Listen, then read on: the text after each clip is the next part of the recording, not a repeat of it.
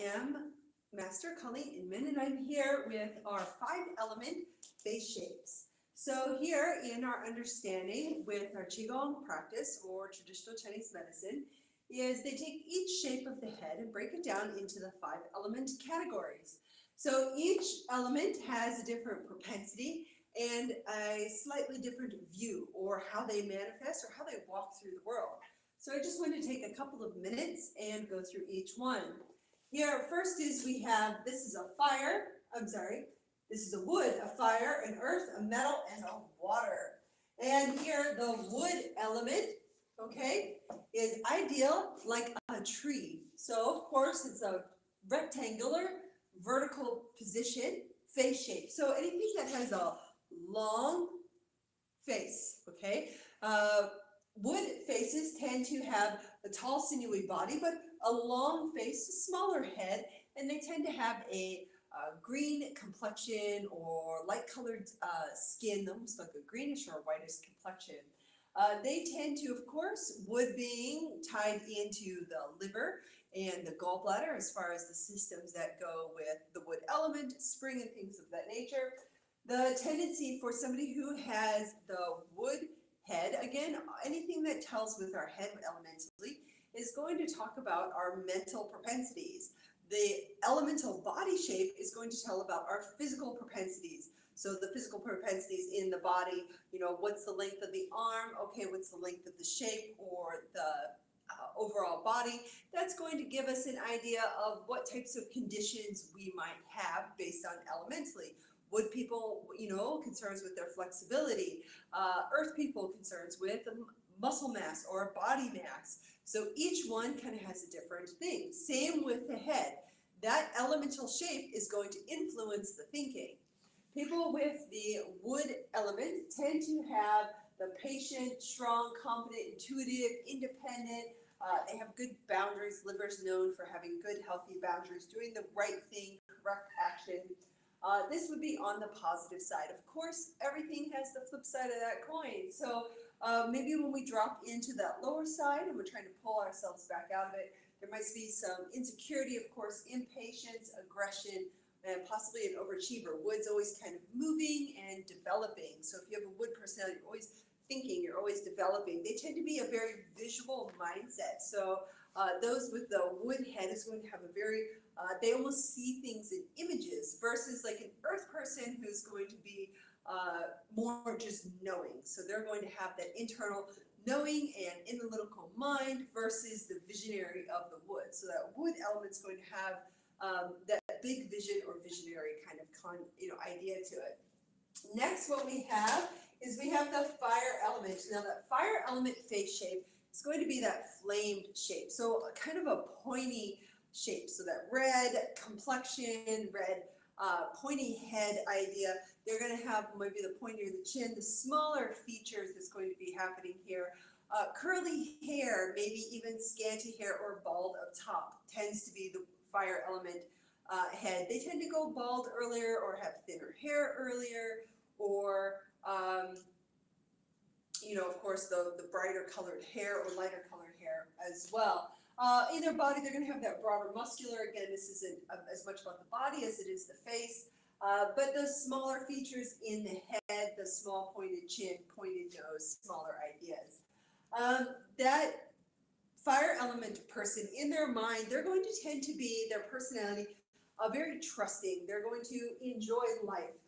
They're going to be very open-minded, very social. So fire they're more talkative than some of the other elements.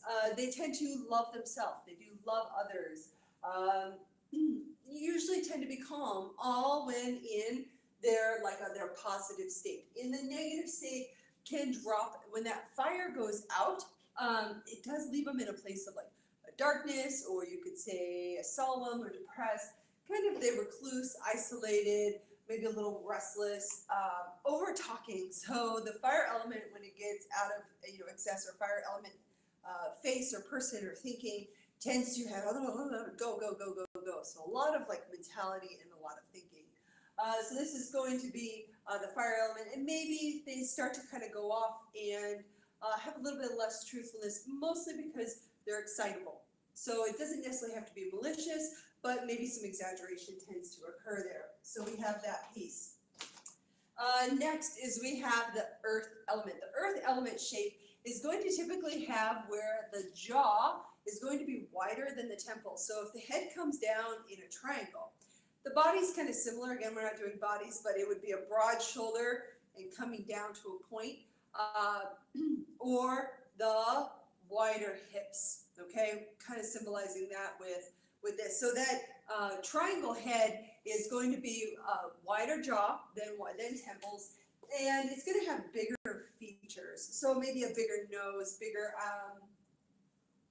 bigger eyes, just bigger lips, just the bigger features, of course, throughout their whole body, and then the wider jaw. Okay, so we do have that particular piece. The earth element people, they like to know, not N-O, but K-N-O-W. They're the first people when you ask them something, they usually say no. And it doesn't mean I don't want to do that, it just means I need to know more information. So they're very analytical, very thinking. Again, so the wood would be like your visionary, and your fire would be like they think in quick flashes, and like they kind of, things would flash to them. Earth would be like knowing and analytic, and they'd be your studies or your detectives and your Sherlock Holmes. They'd want to know the information. They want to be able to study it.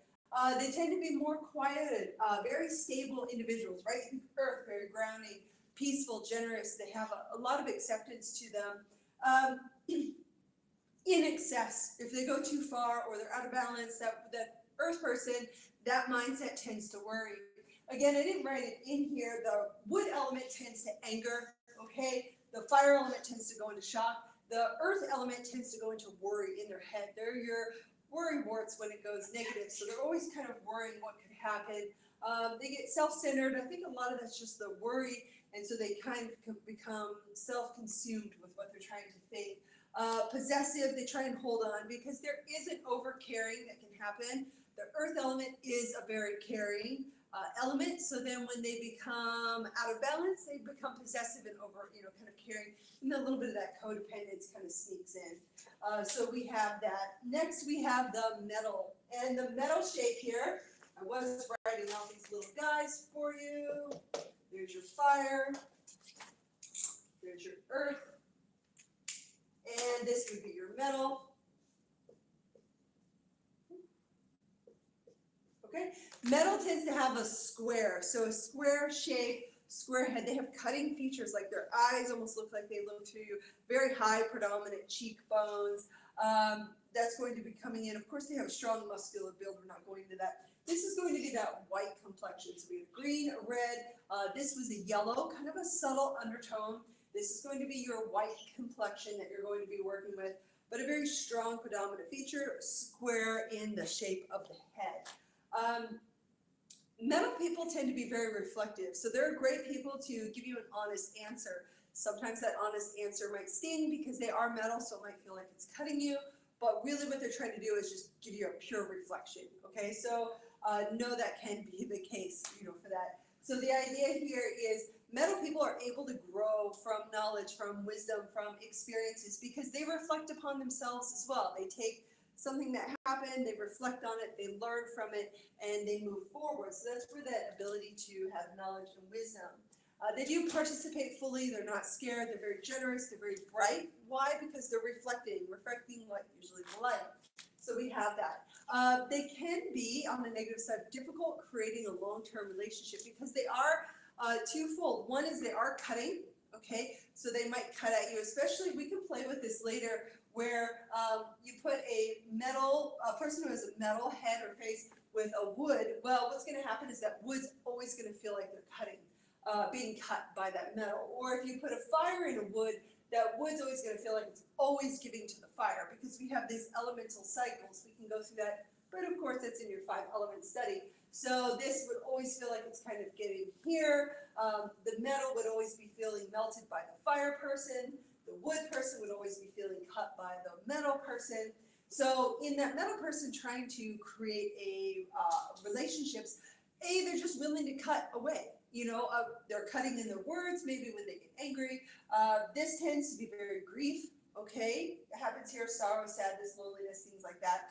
But a lot of it too is just because they're willing to cut. Also, they're willing to cut ties. Metal's about letting go, just cutting away. So they don't really feel the need to keep that pull, that togetherness, that caring as maybe some of the other elements. They're just willing to cut their losses and move on.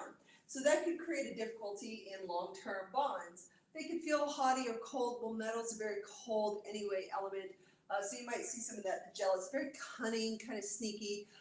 Again, that's just the metal being able to cut through all the chaos or all the extraneous stuff. So that metal's going to cut right through it. So that's what you'll see there with the metal. Next here, we're going to have finally is the water element.